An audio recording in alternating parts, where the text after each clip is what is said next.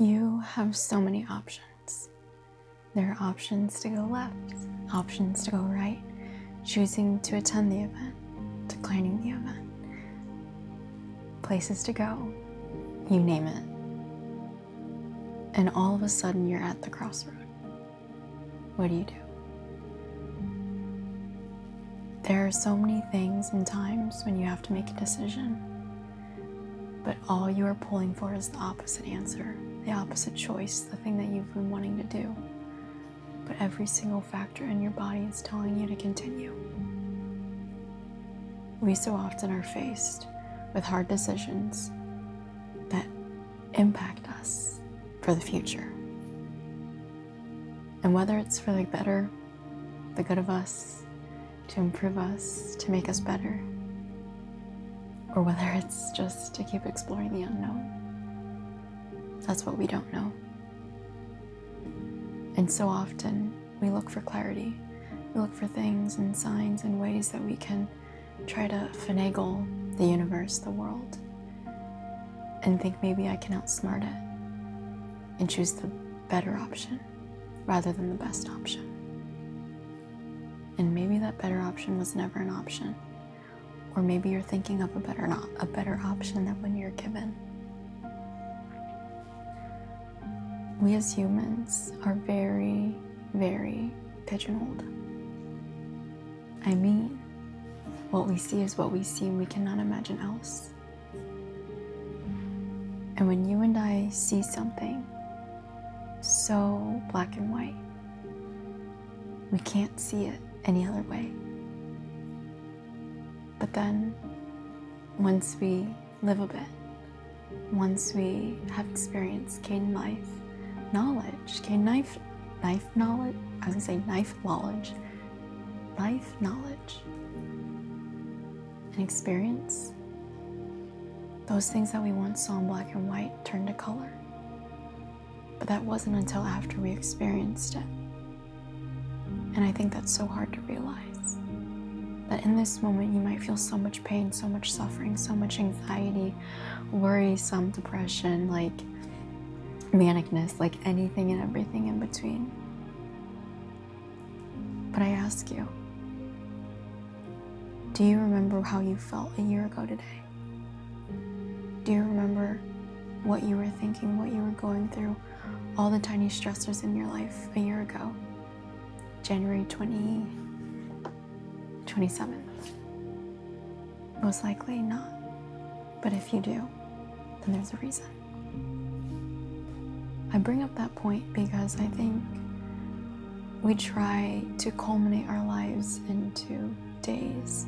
Oh, I kind of had a bad day. Oh, I had a bad week. Oh, I had a few bad weeks. And then we forget them because we move on and we see something else and we want to do something else. But is that thing even for us? Is the question I draw back to. Because when you know you're in the right place, you know it. But then when you know that you're filled with the wrong things and you know it, whether it's in your heart, whether it's in your mind, in your soul, in your body, there are so many indicators out there within you telling you what's wrong. And it's hard to tell when you should leave or when you should stay. Because always the mentality of what if, what if, what if, what if, what if. But you can't what if. Your life is going to continue. It's unimaginable.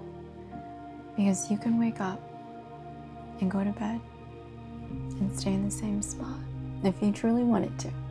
If you truly wanted to, you could.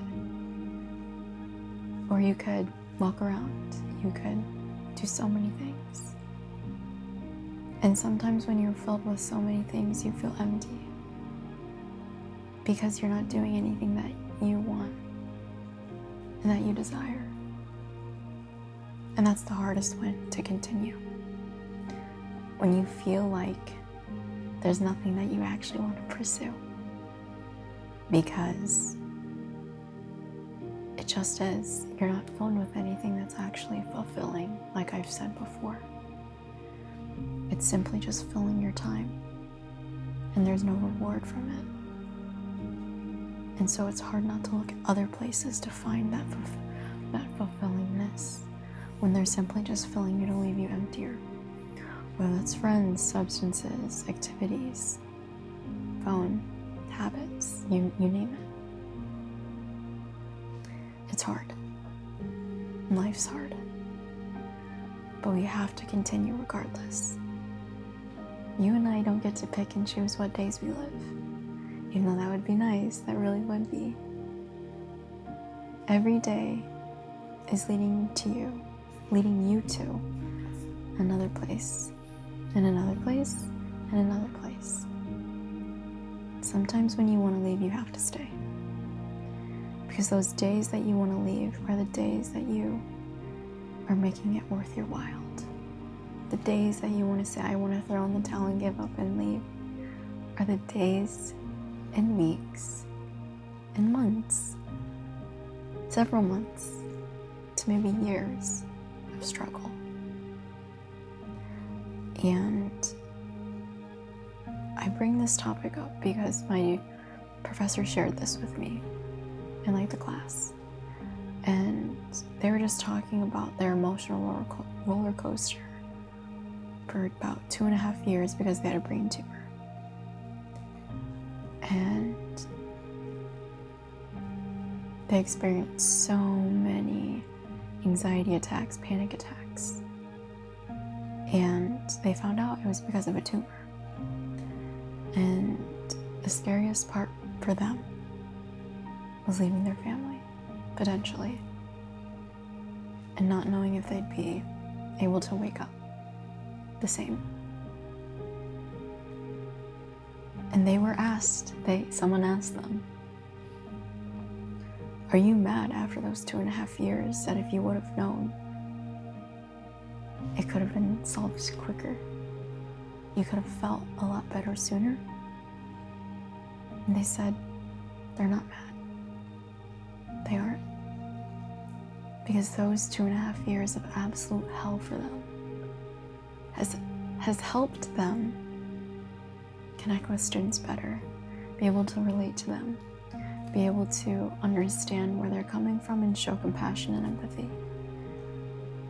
And I think when you can live many days, years, weeks and months in any time increment of struggle, but continue, that says enough. That says a lot about your character. And if you're going through that hardship for days, weeks, months, years, this too shall pass. It's cheesy, but it does. The good, the bad, the ugly, and everything in between pass. You just have to keep with it. You just have to see it through. No matter how much you want to give up. You've come too far to give up.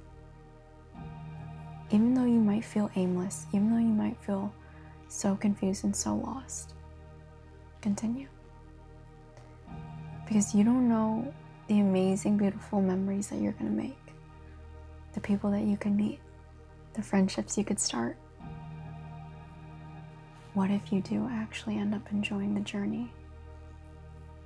What if you did continue?